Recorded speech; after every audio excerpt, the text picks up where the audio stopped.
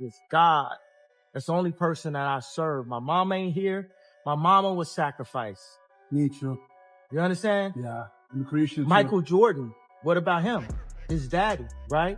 Bill Cosby, his son, right? Dr. Dre, his son. You're out in Hollywood, a lot of people come up missing. Every single time we think we've uncovered all the dirt on Ray J, boom, something wilder pops up and proves we were way off. That man's name stays wrapped up in chaos, and this time it's darker than ever. According to Kanye West himself, Ray J wasn't just some side character. He allegedly helped powerful people in the industry take out Whitney Houston. When I first heard she passed away, I said, my God, somebody gave her a bad bag. Okay. Yes, I promise you, that was the first thing that came out of my mouth. And then I saw Ray J, and it all added up. Yeah, Kanye said he's got the receipts to back it up, and it gets even crazier. Word is, Whitney actually sent Kanye a whole voice note, crying and begging for help because she feared for her life. Now say what you want about Kanye, but that man might troll sometimes. He don't lie. He's been exposing too much truth lately for this one to be brushed off. And when it comes to Ray J, whew, that man's reputation been dirty. Folks been whispering for years that he was Whitney's so-called handler, but this is the first time it's being backed with real evidence, and it's not looking good at all. People close to Whitney said she had been doing better. She was finally getting clean, focused, and even rebuilding her peace after all those years of struggle. When they did her autopsy, they said there was nothing wrong with her throat. Her lungs were so damaged that she couldn't fuel the notes. It was her lung. It wasn't, her voice was fine. Oh. That's how Clive did it. And then the next thing you know, she's Jay. And then it's Grammy time. That happened. And her and Clive had a fight 2 days before. And from what I was told, Bobby Christina was present for some of that fight. And then the next thing you know, she's dead. Ray J was the last person to see her alive. He let the drug dealer in, but she was sober, right? But he let the drug dealer in that gave her the shot. Leola Brown, Bobby Brown's sister, has said on several occasions that she was beaten. They saw her body. She didn't just die in a tub, like she was beat up. And Brandy was the one that found her. But you know, they pledge allegiance to Clive too. Jeez. Well, you know, Ray J was kind of down on his luck because the whole bullshit had happened, and then, you know, Whitney was dead and he was using her, as he's said himself, for clout, and then all of a sudden he got Love and Hip Hop LA after Whitney died. And then they inappropriately put her stupid goddaughter on there. I just thought it was all kind of cheesy. But everything flipped the moment she started hanging with Ray J again. Neither of them ever confirmed a relationship. There were already heavy whispers flying around. People straight up claiming Ray J had dragged Whitney right back into her old habits. Some even said he wasn't just around her. He was the one supplying her with the very stuff that took her out. Whitney's own sister-in-law came out and said she was sure Ray J had blood on his hands the second she saw that video. Him sneaking out of Whitney's hotel, ducking the paparazzi like he'd just done something he shouldn't. That clip alone made a lot of folks' stomachs turn. When Whitney's autopsy report finally dropped, things only got messier. The world was told she died by accidental drowning in her hotel bathroom, but the report didn't sound like no simple accident. It showed bruises and marks, real signs that she might have fought for her life. The coroner's notes revealed Whitney's assistant, Mary Jones, found her face down in the tub, the water filled, her body showing 2 fresh abrasions on the left side of her forehead. It didn't stop there. They also found what looked like blood and purge coming from her nose, plus another cut right on the bridge of it.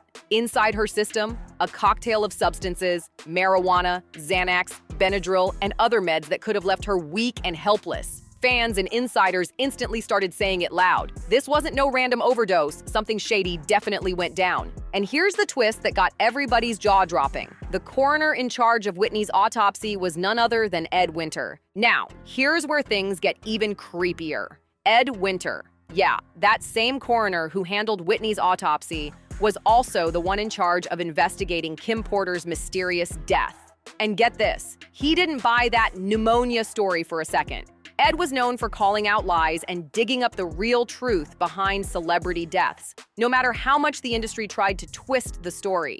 But guess what happened next? Out of nowhere, Ed Winter was suddenly found dead about a year ago. Just like that. Gone. The same man who kept uncovering secrets that powerful folks didn't want exposed. Fans instantly started connecting dots, saying his death was no random coincidence. Then Jaguar Wright jumped into the mix, and she did not hold back. She flat out accused Ray J of being the one who gave Whitney those deadly substances that night. According to Jaguar, Ray J wasn't just there. He was the last person to see Whitney alive. She said he even brought a known dealer into Whitney's hotel room and watched as she was handed all kinds of drugs, knowing full well the woman needed help, not poison. Jaguar didn't stop there either. She pointed out those bruises on Whitney's body, claiming they looked like straight-up defense wounds, proof that she tried to fight back when Ray turned violent. Whew! Jaguar Wright definitely stirred the pot, but Ray J made everything 10 times worse when he decided to clap back, and hard. Things really exploded after he got into it with a reporter named Emily Hagan, who accused him of being on the DL and having a hand in Whitney's death. Yeah, she didn't hold back at all. Emily had teamed up with another content creator named Donut POV, and in their viral video,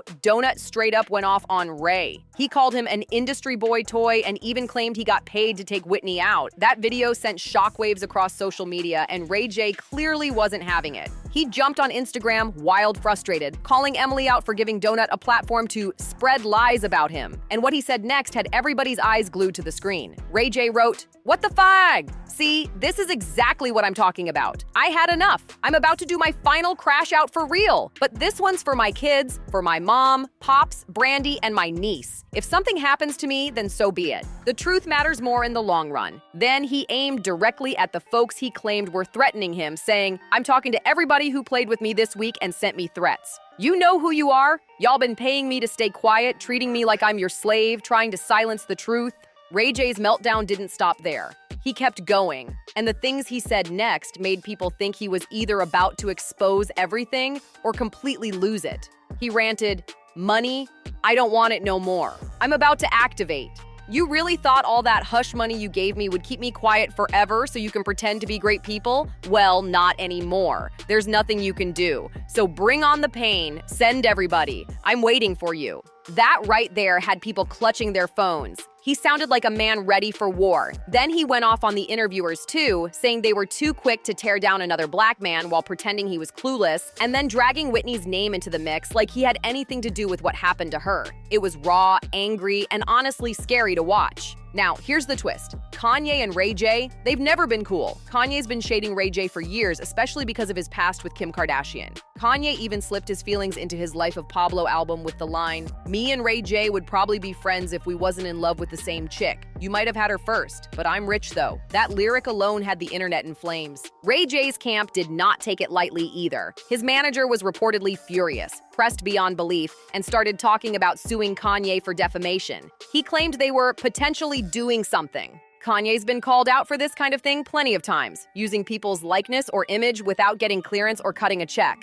But see, this beef with Ray J wasn't just about that old tape with Kim like everyone thought. Word on the street says the real issue runs way deeper, and it's tied to Whitney Houston's mysterious death, not Kim Kardashian. Back in 2018, Kanye did something that had the whole industry talking. He bought the rights to that shocking photo of Whitney's bathroom from 2006, taken after one of her substance-filled nights. Then he used it as the album cover for Pusha T's Daytona. At first, people were furious. Fans accused him of being cold and disrespectful, and Whitney's family snapped on him, calling it exploitation. But new reports flipped the whole story. Allegedly, Kanye didn't do it to mock Whitney. He did it to honor her, in his own twisted way. Sources say Kanye believed Whitney was taken out by people in power, and that album cover was meant as a direct message to them. A way of saying, "We see you."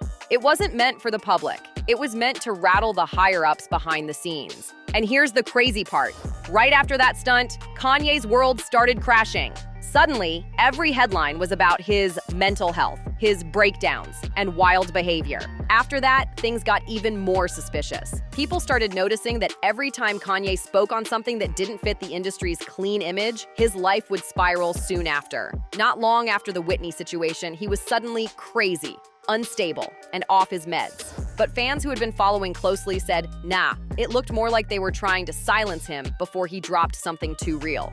Kanye had hinted in interviews that he knew what really happened to certain legends, and folks connected the dots that Whitney was one of them. Around that same time, he started cutting ties with powerful figures, including Jay-Z, and began talking openly about how people get sacrificed in this game. Everyone laughed at first, until names like Pimp C, DMX, and Prince started getting brought up in similar conversations. Meanwhile, Ray J kept quiet, but silence started looking guilty. Every time Kanye would post something symbolic, fans would flood Ray's comments asking what he knew about Whitney's final days. Some even said Ray looked spooked whenever her name came up. Then came the wildest twist. A few insiders claimed Kanye was holding on to audio proof, including a voice note that Whitney allegedly sent him before she passed, saying she felt her life was in danger and that they were using Ray to watch her.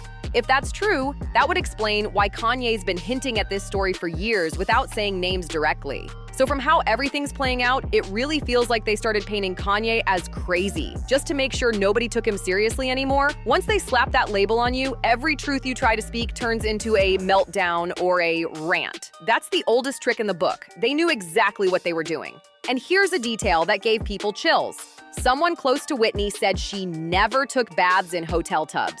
She was known for always taking showers because she didn't trust how clean those tubs were. So how does a woman like that suddenly drown in one? It just doesn't add up. Now, I want to hear what y'all think. Was Kanye really exposing the industry for what happened to Whitney? And do you believe Ray J was actually used as part of it all? Drop your thoughts down below, hit that like button, share this video with someone who needs to hear it, and don't forget to subscribe. I'll see you in the next one.